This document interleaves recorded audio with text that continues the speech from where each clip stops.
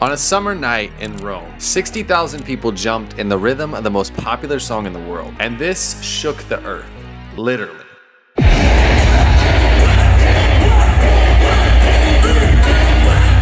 A Travis Scott concert in Rome triggered a real-life earthquake that was picked up by geological instruments and reported on all over the news. This isn't just a metaphor. This was a real, measurable seismic event. Travis Scott and his fans triggered a 1.3 magnitude earthquake caused by sound, hype, and raw human energy. And this event actually left the city in pieces. This is the story of Travis Scott and how he didn't just shake up music, but he shook the world, literally.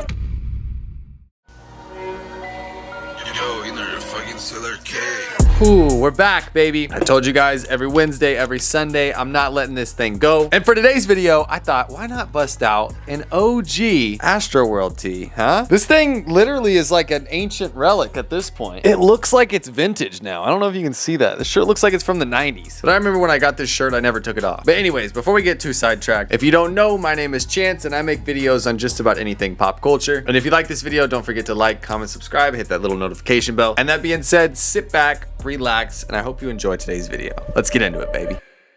So, before the global fame, Travis Scott was Jock Webster, a kid from a town called Missouri City, Texas, and at the time he was chasing big dreams. He enrolled in the University of Texas because that's what his family wanted him to do, but he soon decided that college was not for him, and he wanted to pursue his dream of making music. And in his second year of college, Travis Scott actually dropped out and moved to New York City, and he asked his parents for money, saying it was for laptops and books, while it was actually for, him being homeless. During an interview, he actually stated that he was sleeping on couches, park benches outside, or in cars. This is how bad Travis Scott wanted this. And the whole time his parents had no idea. And then eventually he scrapped up enough money to move to Los Angeles, and his parents actually disowned him after finding out. And at this time, Travis Scott knew he had to make it big. Without his parents' help, he was pretty much cooked. When he lived in LA, he was living off instant noodles, and he emailed his tracks to just about anybody who would listen. And eventually, somebody did. The rapper T.I. noticed, and then the second person to recognize who Travis Scott was actually Kanye West. After this, things went 0 to 100. Suddenly, Travis Scott was co-producing one of the tracks for Kanye, and this led him to sneaking into the Yeezus tour. But he wasn't just in the room with his people. He was quietly building his own sound and his own genre of music. And when the album Rodeo dropped in 2015, Travis Scott was no longer a producer that was in the shadows. He was an architect of a movement. And what I mean by this is the environment of Travis Scott concerts. Travis Scott was like a real-life, modern-day rock star. Mosh pits,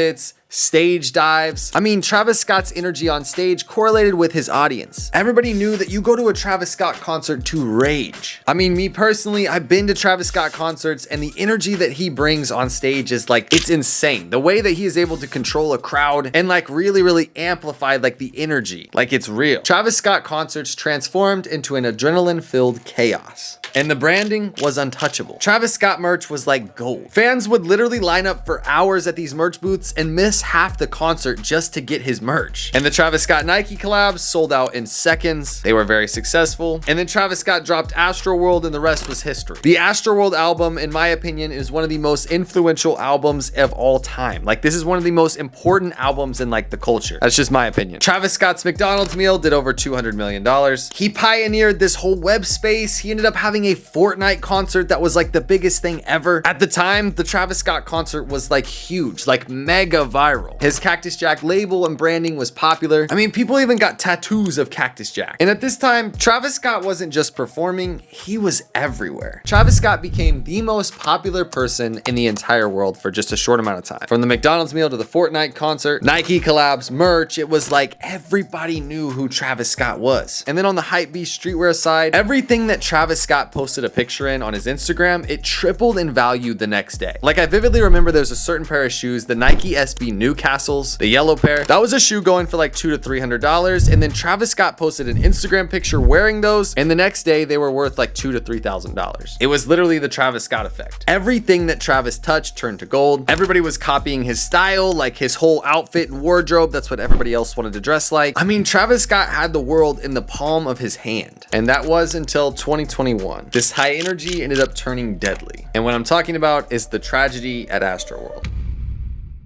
At his hometown, Astroworld Festival in Houston, a crowd surge during Travis Scott's performance led to panic, compression, and tragedy. I mean, you have to think, everybody knows you go to these Travis concerts to rage and go crazy, right? And his true fans knew, like, they would take their shirts off and like mosh pit and rage and fling their arms around, and it was like a full-blown, like, you go there to release your energy. But you have to think, during this time of 2021, Travis Scott was at peak popularity. Like I said, he had the world in the palm of his hands. Like, everybody knew who Travis Scott was. And there was so many viral trends around Travis Scott. So with this newfound peak of his popularity in 2021, it was almost destined for something bad to happen. And I don't want to deep dive too much into this because there's plenty of other documentaries on this. There was different things at fault, different people at fault, certain things that happened that shouldn't have happened, certain things that were unorganized. And there's plenty of videos out there that are just not very appealing to watch, I guess. And Travis, who was performing, was unaware of everything that happened. This was truly like a tragedy, and multiple people lost their lives, and RIP to those victims out there. And following this, the backlash was almost immediate. Travis Scott went from the most popular person in the entire world to the bottom. Lawsuits, investigations, public outcry. Travis Scott literally became like the worst. And after this, for multiple months, Travis went dark. He pretty much disappeared off the face of this earth. He didn't post on social media. He didn't drop any music. He was not on any interviews. Like, Travis Scott literally disappeared from the public view. Like, nobody knew what was going on. And it came to a point to where it was like, is Travis Scott's career, like, can it survive this, or is he done for good after this tragedy?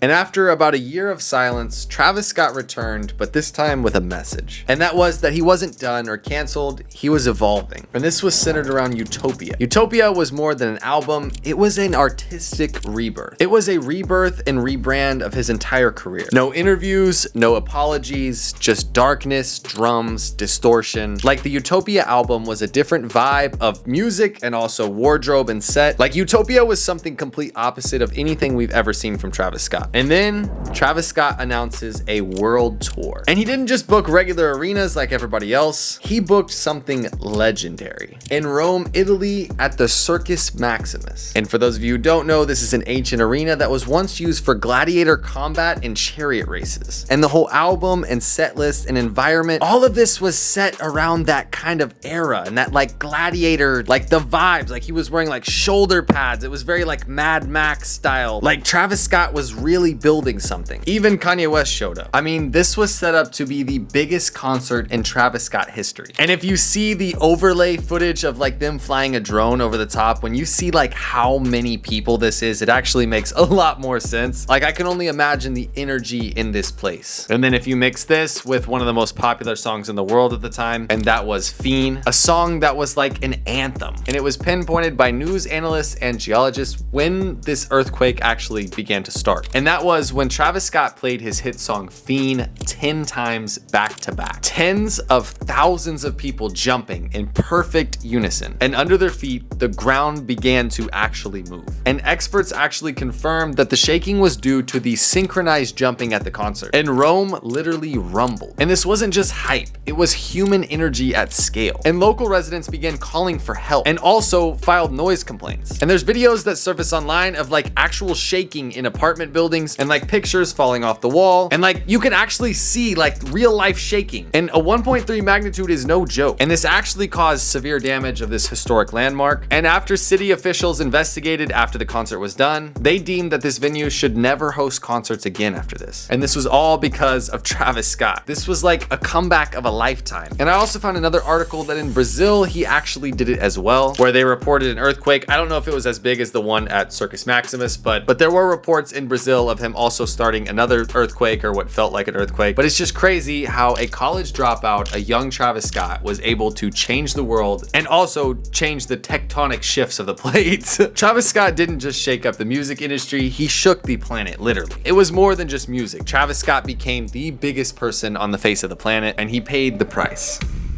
I hope you guys enjoyed. This is a good one, okay? This is a pretty good one. And also, don't be afraid to drop a comment of anything you want me to cover or talk about, whether it's pop culture related or stuff that happened a while ago, but I could make a cool story about it. Just let me know. And I'll probably end up doing it because posting every Wednesday and Sunday is a lot harder than you guys think. Being able to curate these and write these scripts and be able to talk about it, like, this is a lot of work. So if you guys haven't already, go ahead and drop me a like, comment, subscribe, do what you guys gotta do. Follow me on Instagram right here. I post on Instagram just about every day, and all the videos that don't make it to YouTube make it on my Instagram every day. Like a lot of the short stories that don't make a full like 10-minute YouTube video, I'll post them as like a Reels. So yeah, if you like these videos, there's probably 1,000 more just like these on my Instagram. And that being said, I love you guys so much. Thanks for 500,000 subscribers, and we're coming for that 1 million plaque right there, baby. And that being said, I love you guys so much, and we'll see you on either Wednesday or Sunday. Peace out.